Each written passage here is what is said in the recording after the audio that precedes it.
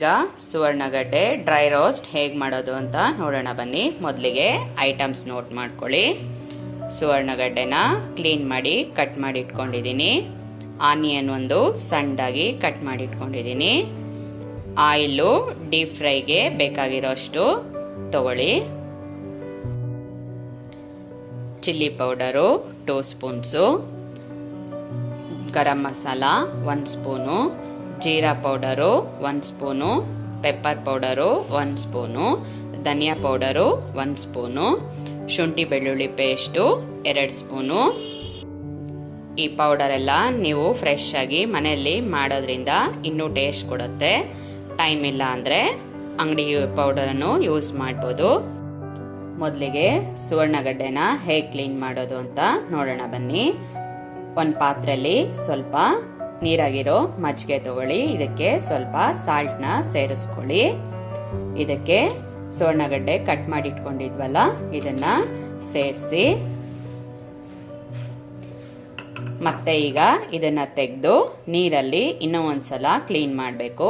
ಹೀಗೆ ಮಾಡೋದ್ರಿಂದ ಸುವರ್ಣಗಡ್ಡೆ ತಿಂದ್ರೆ ಅಲರ್ಜಿ ಆಗತ್ತೆ ಅಂತಾರಲ್ಲ, ಅದನ್ನ ಕಡಿಮೆ ಮಾಡ್ಬೋದು. ಈಗ ಇದನ್ನ ತೆಗೆದು ಮಜ್ಜಿಗೆಯಿಂದ ತೆಗೆದು ಪ್ಲೈನ್ ವಾಟರ್ ಅಲ್ಲಿ ಇನ್ನೊಂದ್ಸಲ ವಾಶ್ ಮಾಡ್ಕೊಳ್ಳಿ.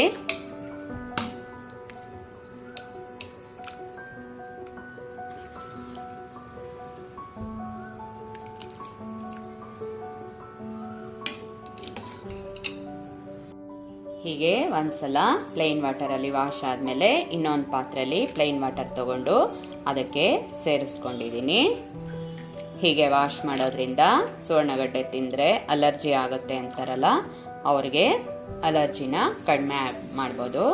ಹೀಗೆ ನೀಟಾಗಿ ವಾಶ್ ಮಾಡಿ ಆದಮೇಲೆ ಒಂದು ಪಾತ್ರೆಯಲ್ಲಿ ಸ್ವಲ್ಪ ರುಚಿಗೆ ತಕ್ಕಷ್ಟು ಉಪ್ಪನ್ನು ಸೇರಿಸಿ 3/4 ಭಾಗ ಬೇಯಿಸ್ಕೋಬೇಕು. ಈಗ ಕಾಯಿ ಚೆನ್ನಾಗಿ ಬೇಯ್ತಾ ಇದೆ. ಇದಕ್ಕೆ ಸ್ವಲ್ಪ ಅರಿಶಿನ ಪುಡಿನೂ ಸೇರಿಸಿದ್ದೀನಿ. ಈಗ ಒಂದ್ಸಲ ಇದನ್ನ ಚೆಕ್ ಮಾಡ್ಕೊಳ್ಳೋಣ.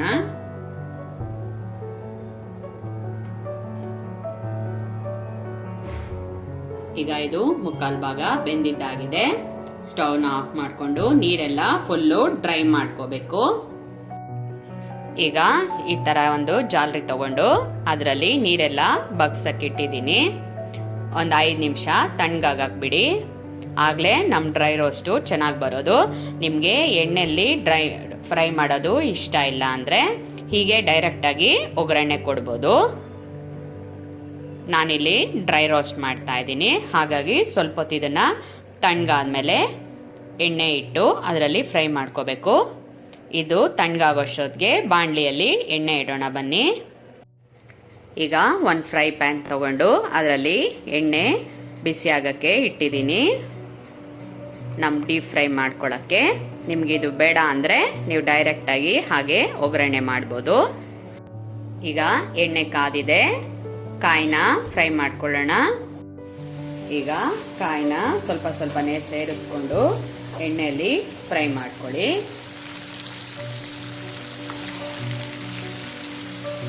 ಆಲ್ರೆಡಿ ಬೆಂದಿರೋದ್ರಿಂದ ತುಂಬ ಹೊತ್ತು ಬೇಕಾಗಲ್ಲ. ಒಂದು 5 ನಿಮಿಷ ಫ್ರೈ ಮಾಡಿಕೊಂಡ್ರೆ ಸಾಕು. ಈಗ ಡೀಪ್ ಫ್ರೈ ರೆಡಿ ಆಗಿದೆ.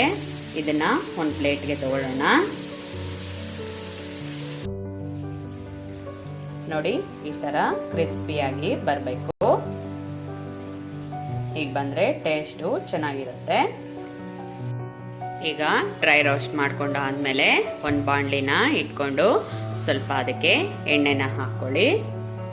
ನಂಗೆ ಡ್ರೈ ರೋಸ್ಟೂ ತುಂಬ ಎಣ್ಣೆ ಏನು ತಗೊಂಡಿಲ್ಲ. ಹಾಗಾಗಿ ಯಾವಾಗಾದ್ರೂ ಒಂದ್ಸಲ ಡ್ರೈ ರೋಸ್ಟ್ ನೀವು ಮನೇಲಿ ಟ್ರೈ ಮಾಡ್ಬೋದು. ಈಗ ಬಾಣಲಿಯಲ್ಲಿ ಸ್ವಲ್ಪ ಎಣ್ಣೆನ ಹಾಕೊಂಡು ಆಗಲೇ ಕಟ್ ಮಾಡಿ ಇಟ್ಕೊಂಡಿದ್ದ ಆನಿಯನ್ನ ಇದಕ್ಕೆ ಸೇರಿಸ್ಕೊಳ್ಳಿ. ಆನಿಯನು ನಿಮಗೆ ಬೇಕಿದ್ರೆ ಹಾಕೊಳ್ಳಿ, ಇಲ್ಲಾಂದ್ರೆ ಸ್ಕಿಪ್ ಮಾಡ್ಬೋದು. ನಾನು ಟೇಸ್ಟ್ ಚೆನ್ನಾಗಿರುತ್ತೆ ಅಂತ ಆನಿಯನ್ನು ಯೂಸ್ ಮಾಡ್ತಾ ಇದ್ದೀನಿ.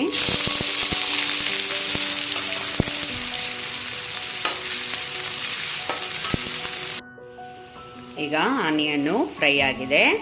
ಆಗಲೇ ಶುಂಠಿ ಬೆಳ್ಳುಳ್ಳಿ ಪೇಸ್ಟ್ ಮಾಡಿಟ್ಕೊಂಡಿದ್ವಲ್ಲ ಅದನ್ನ ಇದಕ್ಕೆ ಸೇರಿಸ್ಕೊಳ್ಳೋಣ. ಶುಂಠಿ ಬೆಳ್ಳುಳ್ಳಿ ಪೇಸ್ಟ್ನ ಹಾಕಿ ಸ್ವಲ್ಪ ಹೊತ್ತು ಫ್ರೈ ಮಾಡ್ಕೊಳ್ಳಿ.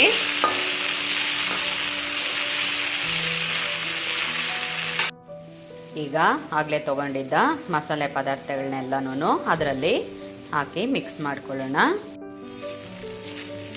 ನೋಡಿ, ಹೀಗೆ ಚೆನ್ನಾಗಿ ಮಿಕ್ಸ್ ಮಾಡಿಕೊಂಡು ಸ್ವಲ್ಪ ಹೊತ್ತು ಫ್ರೈ ಮಾಡ್ಕೊಳ್ಳಿ. ಇದಕ್ಕೆ ಈಗ ಸ್ವಲ್ಪ ನೀರನ್ನ ಮಿಕ್ಸ್ ಮಾಡ್ತಾ ಇದ್ದೀನಿ. ಹೀಗೆ ಸ್ವಲ್ಪ ನೀರನ್ನ ಮಿಕ್ಸ್ ಮಾಡಿಕೊಂಡು ಚೆನ್ನಾಗಿ ಫ್ರೈ ಮಾಡ್ಕೊಳ್ಳಿ. ಸ್ಮೆಲ್ ಹೋಗೋವರೆಗೂ ಸ್ವಲ್ಪ ಹೊತ್ತು ಫ್ರೈ ಮಾಡಿ.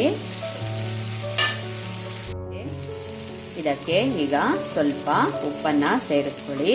ಕಾಯಲ್ಲಿ ಆಲ್ರೆಡಿ ಆಗಲೇ ಉಪ್ಪನ್ನ ಸೇರಿಸಿದೀವಿ. ಈಗ ಇದಕ್ಕೆ ಸ್ವಲ್ಪ ಸೇರಿಸಿದ್ರೆ ಸಾಕು.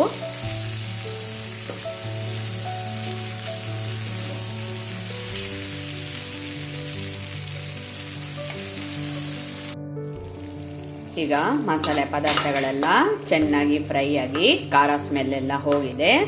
ಈಗ ಇದಕ್ಕೆ ಆಗ್ಲೇ ಡ್ರೈ ರೋಸ್ಟ್ ಮಾಡಿಟ್ಕೊಂಡಿದ್ವಲ್ಲ ಕಾಯಿನ ಸೇರಿಸ್ಕೊಳ್ಳೋಣ. ಈಗ ಇದಕ್ಕೆ ಕಾಯಿನ ಸೇರಿಸಿ ಚೆನ್ನಾಗಿ ಮಿಕ್ಸ್ ಮಾಡ್ಕೊಳ್ಳಿ.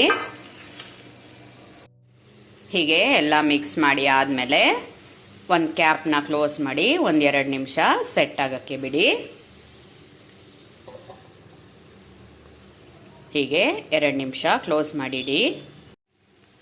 ಈಗ ಕಾಯೆಲ್ಲ ಸೆಟ್ ಆಗಿದೆ. ಸ್ಟವ್ನ ಆಫ್ ಮಾಡಿಕೊಂಡು ಒಂದು ಸರ್ವಿಂಗ್ ಬೌಲ್ಗೆ ತಗೊಳ್ಳಿ.